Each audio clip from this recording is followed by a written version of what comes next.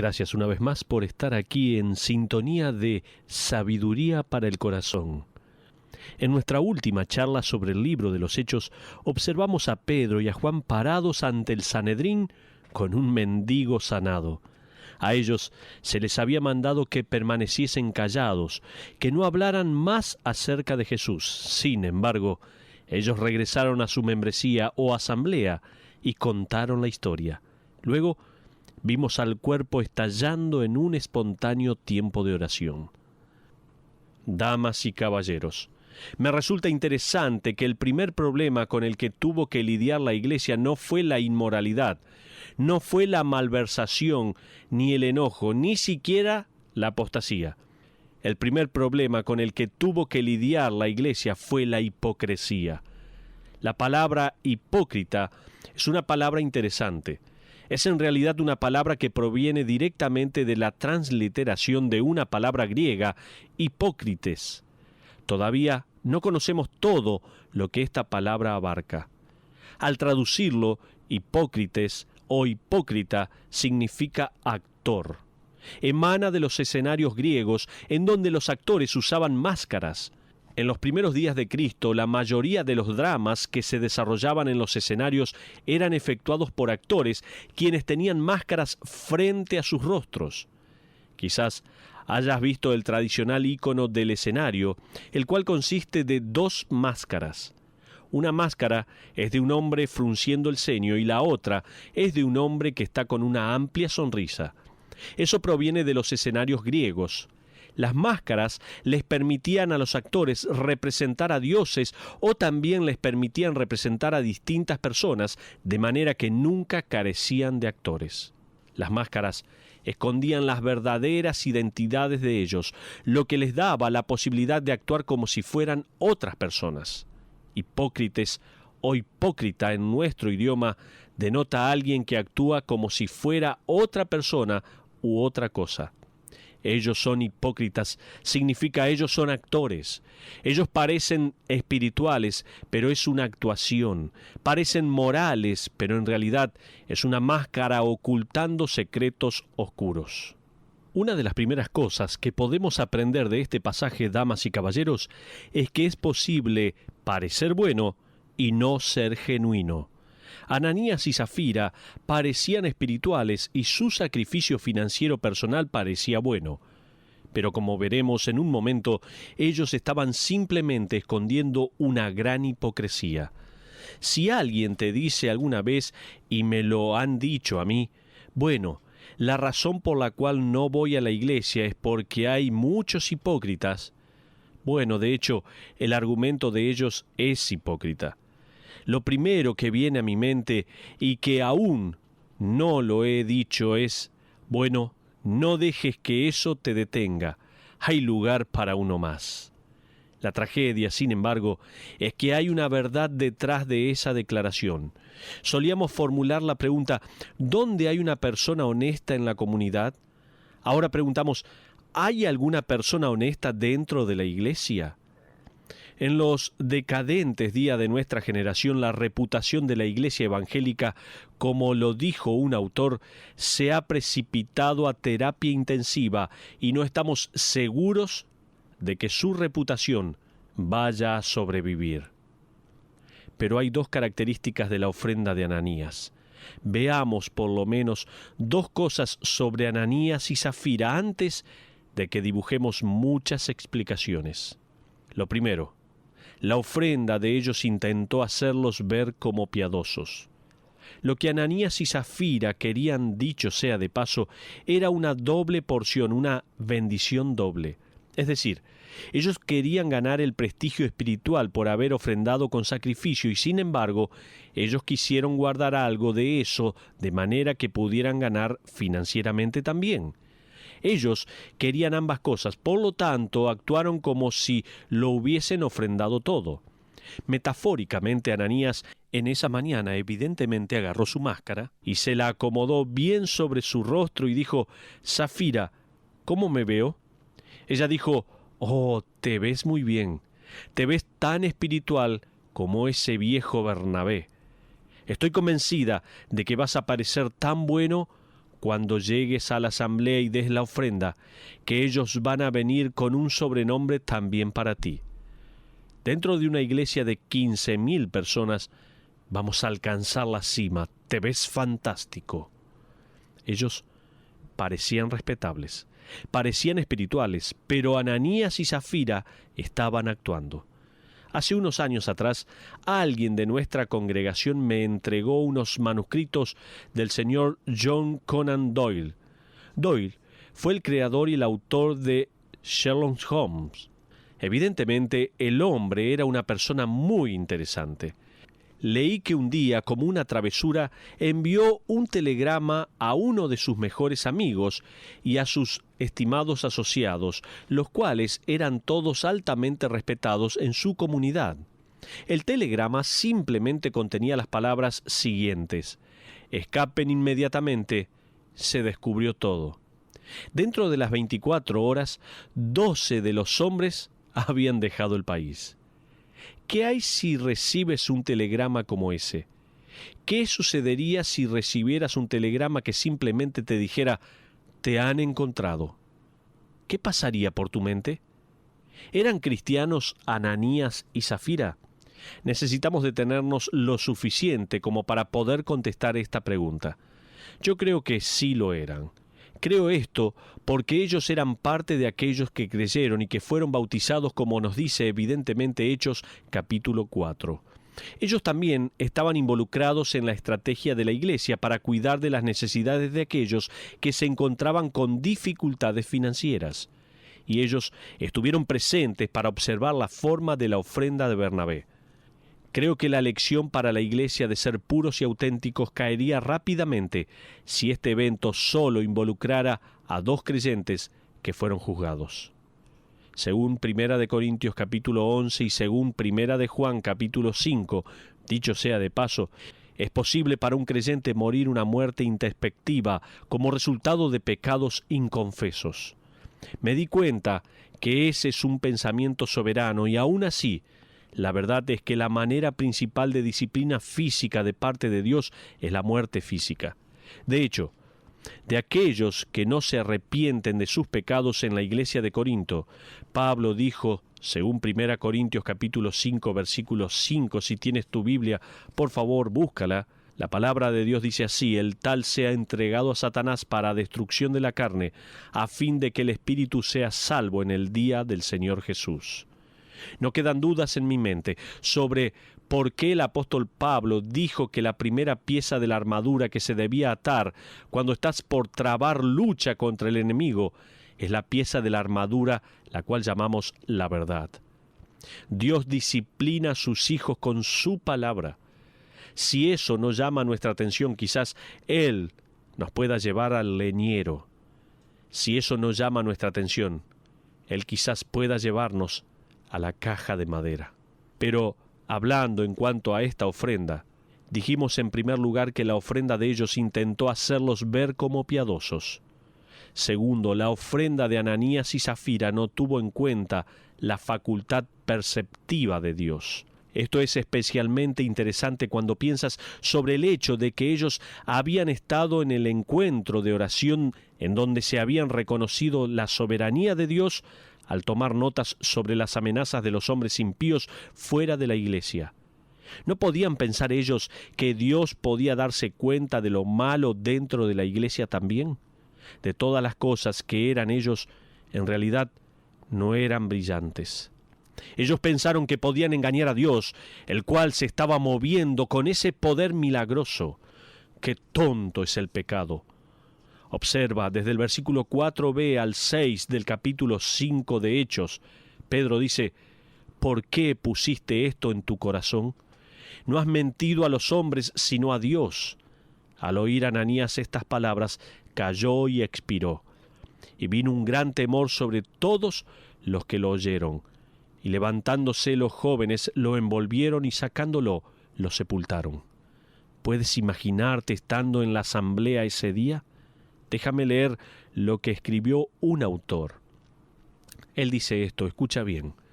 El juicio de Dios viene como la descarga de un rayo. Él había estado presente en la casa de ellos. Él sabía el precio de mercado de la propiedad de ellos. Sabía todo acerca de su conspiración. Él estuvo ahí cuando la tierra fue puesta a la venta. Estuvo ahí cuando se cerró el trato. Estuvo ahí cuando el contrato de venta fue firmado. Él sabía cuánto se había pagado por la propiedad. Y él estuvo presente cuando se hizo el depósito en el banco. Él sabía cuánto había decidido la pareja dar y cuánto quedaba en el banco. Estuvo presente cuando Ananías despidió a su esposa con un beso esa mañana. Él vio la mirada cómplice entre ellos. Caminó al lado de Ananías todo el camino hasta la asamblea, aguijoneando su conciencia, turbando su alma. Él permaneció parado triste y silenciosamente mientras que la decepción era consumada y luego él iluminó todo el panorama en la mente de Pedro, dándole a él un don instantáneo de discernimiento y le dijo qué era lo que debía hacer. ¡Qué inexpresiva solemnidad! Cuán fácilmente olvidamos que el Espíritu Santo conoce todos los detalles mundanos de nuestras vidas. Hasta aquí lo que este autor dijo.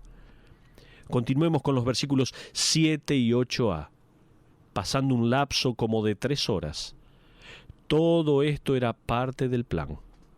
Sucedió que entró su mujer, no sabiendo lo que había acontecido. Entonces Pedro le dijo, ahora, eso indica que Safira dijo algo para que Pedro le respondiese. Lucas no cuenta lo que ella dijo. Sin embargo, ¿puedes imaginar esa escena? Ella ha entrado 3 horas después del momento en que su esposo había ido y todos los eventos habían sucedido. Esto era parte del plan de ellos. Ellos querían prestigio y aprecio. Ellos querían reconocimiento, ellos querían llegar a la cima como si hubiese alguna cima a donde llegar. Ellos lo planearon de tal manera para que se viera como si ellos no quisieran llamar la atención. Por lo tanto, te diré que, cariño, tú vas adelante y realizas todo. Y luego iré yo 3 horas después, totalmente indiferente, y tan solo me uno a la fiesta. Safira no tenía idea que ellos acababan de enterrar a su esposo. Ella no tenía idea que durante 3 horas la iglesia había estado lamentando la pérdida de un hermano. Ella no tenía idea que la iglesia seguía tambaleándose por el súbito castigo de Dios en la vida de uno de sus miembros.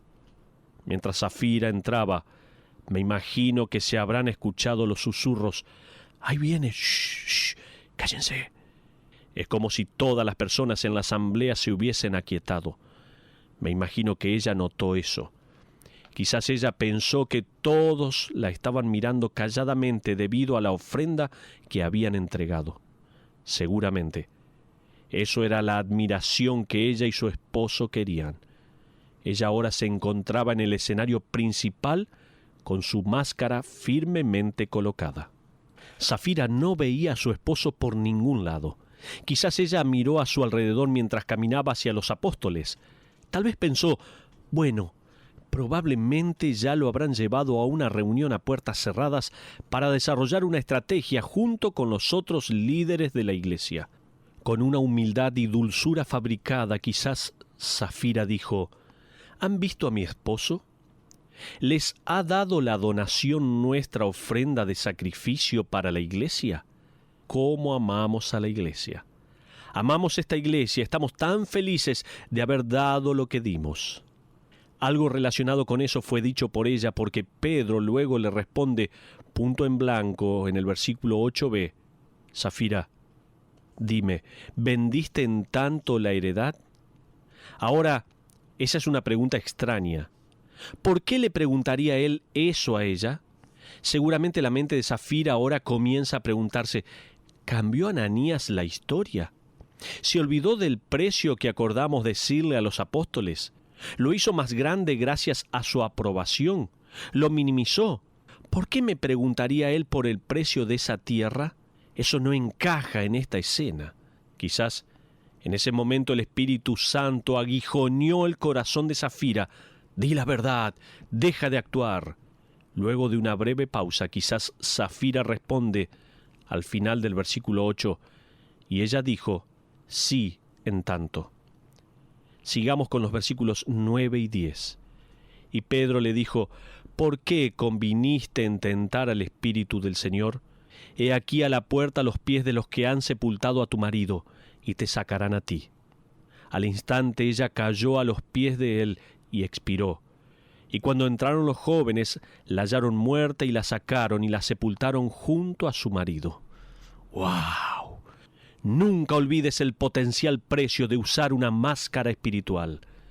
Esa fue la lección que aprendió la iglesia de Jerusalén ese día.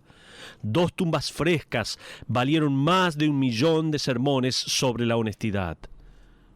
¿Por qué obraría Dios con esa respuesta tan súbita?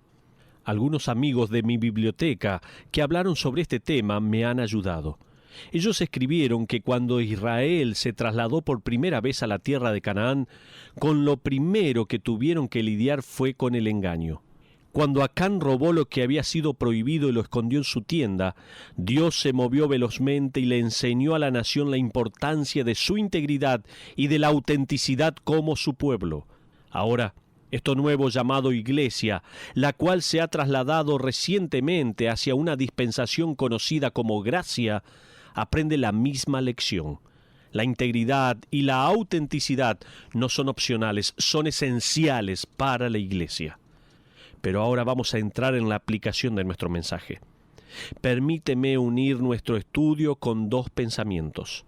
Miraremos otro versículo en unos momentos, pero permíteme dar un par de principios a modo de aplicación. El gozo dentro de la familia de la iglesia es incrementado cuando sus miembros rechazan la tentación de las máscaras espirituales. Como aplicación número 1, escucha bien esto. El gozo dentro de la familia de la iglesia es incrementado cuando sus miembros rechazan la tentación de las máscaras espirituales. ¿Se te ha ocurrido alguna vez que todos los que ves en la iglesia hoy están enfrentando una batalla en algún lado? Todos se enfrentan a algún tipo de desafío. Puede ser en sus vidas personales, en sus matrimonios, en sus paternidades, en sus negocios. Puede ser la soledad, puede ser la tentación. La iglesia es la clase de lugar, o debería ser el lugar en donde podríamos admitir ese tipo de cosas. La iglesia debería ser un lugar como ese. Si estás trabado en una batalla, cuéntaselo a alguien en la iglesia. Ahora, no te estoy sugiriendo que se lo cuentes a un completo extraño. Ellos quizás se desmayen. Cuéntaselo a alguien que conozcas. Cuéntaselo a alguien como a tu maestro de escuela dominical, a un amigo espiritual, a tu pastor, o quizás a alguien que ha sido un tutor para ti. Si alguien te dice algo como: estoy enfrentando una batalla, no finjas al decir: oraré por ti.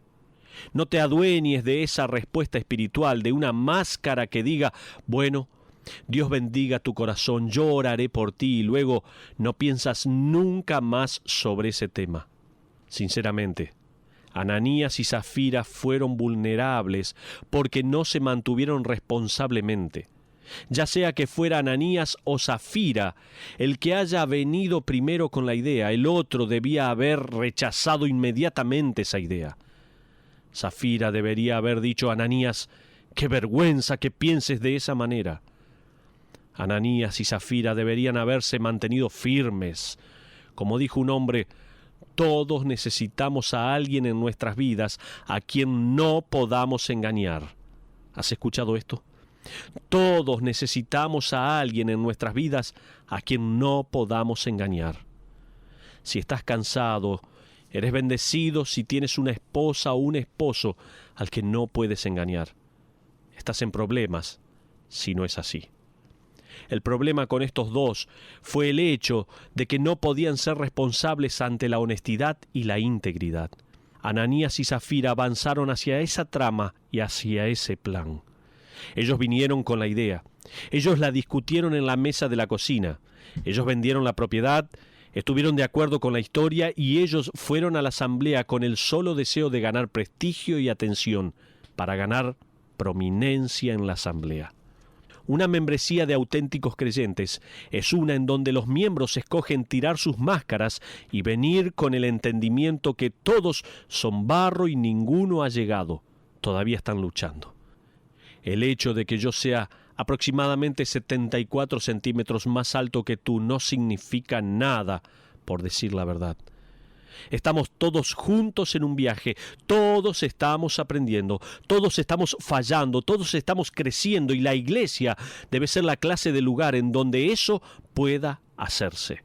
Pero también, como aplicación, no solo quiero marcar que el gozo dentro de la familia de la iglesia es incrementado cuando los miembros rechazan la tentación de las máscaras espirituales, sino que también la efectividad de la familia, que es la iglesia, es fortalecida cuando sus miembros reflejan el carácter de su Salvador. En segundo lugar, toma nota, por favor. La efectividad de la familia, que es la iglesia, es fortalecida cuando sus miembros reflejan el carácter de su Salvador, de Jesucristo. Digo eso sencillamente porque la integridad y el evangelismo son compañeros poderosos. Esta es una era cuando nuestra cultura americana está pidiendo por un modelo, por algo auténtico, por personas reales.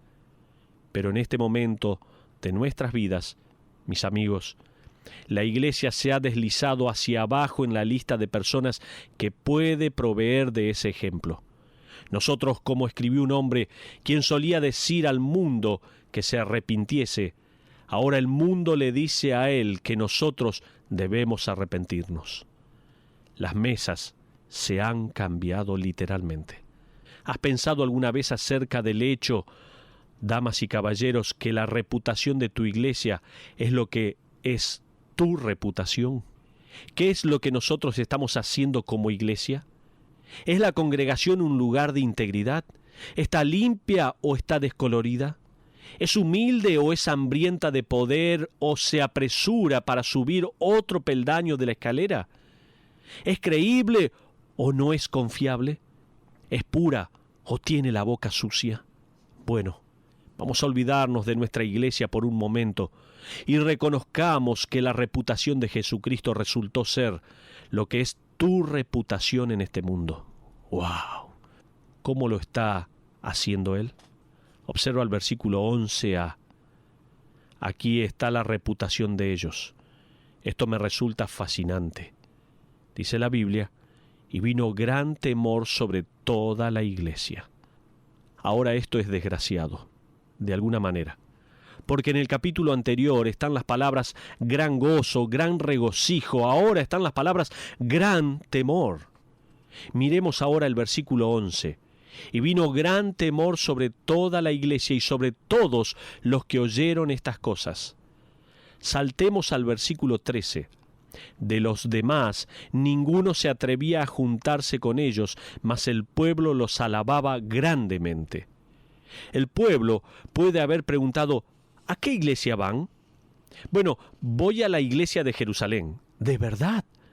No me uniría a esa iglesia aunque me pagaras. ¿Por qué no? Bueno, ¿no sabes lo que hacen ahí con los mentirosos? ¡Bum! Funerales. Ellos no transan con la deshonestidad. Es lo que he escuchado. No puedes ser falso en esa congregación. Me pregunto, ¿cómo ganamos esa clase de estima del mundo que nos observa? ¿Cómo ganamos ese sentido de respeto? ¿Cómo ganamos esa credibilidad? Te diré que no ganaremos eso cazando brujas dentro de nuestra iglesia, o tal vez poniendo a todos los hipócritas y alineándolos y disparándoles. No, de esta forma no. Todos deberíamos pararnos en esa línea seguramente. Ganamos esa clase de credibilidad y estima si Dios, a través de nosotros, crea esa clase de respeto mientras que establecemos la credibilidad y el carácter de nuestra reputación personal. Y, cuando nos reunimos, el sentido colectivo de nuestro carácter y de nuestras reputaciones establecen una iglesia que es conocida por su integridad, honestidad y pureza. Cuando dices que harás algo, hazlo. Cuando falles en algo, admítelo, por favor. No culpes a los demás, a otras personas. Ten presente que Dios está trabajando y estableciendo nada más ni nada menos que la santidad y la pureza de Dios. Permite eso para que se establezca en tu carácter, que emane de ti ante un mundo que está en necesidad y está observándote. Comencemos por nosotros mismos. Permíteme leer algunas palabras que fueron encontradas sobre una lápida. Estaban en la lápida de un obispo anglicano que fue enterrado en Abadía, unas generaciones atrás. Creo que estas palabras nos dan un buen sumario para nosotros. Aquí es donde comenzamos. Esto es lo que debemos hacer.